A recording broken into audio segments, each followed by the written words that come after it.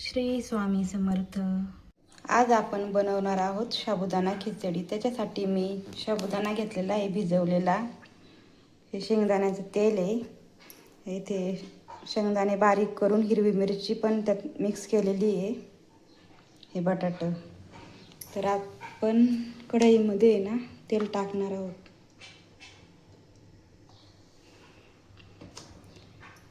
तेल गरम झालेलं आहे। आता त्यामध्ये मी बटाटे टाकून घेते। तेल गरम झालं त्यामध्ये बटाटे टाकून मी मस्त परतून घेणार आहे 5-6 मिनिटं। 5-6 मिनिटांमध्ये हे बटाटे मस्त परतले जातात। बारीक बारीक कापले त्याच्यामुळे पटकन शिजतात ते। 5 मिनिटांमध्ये आपलं बटाटे चांगलं परतलेले आहे। त्याच्यामध्ये मी शेंगदाणे आणि हिरवी मिरची टाकून परतून घेणार आहे। आता त्यामध्ये मी शेंगदाण्याचा कूट आणि हिरवी मिरची टाकून परतून घेते 1-2 मिनिटं।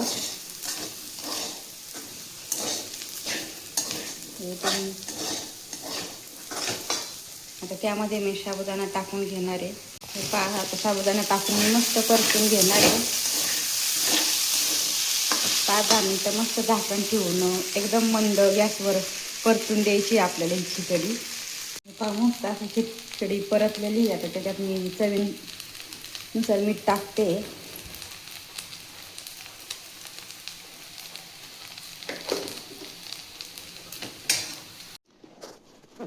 पहा खिचडी किती मस्त टम फुगलेली आहे। एकदम नरम मोकळी झालेली आहे।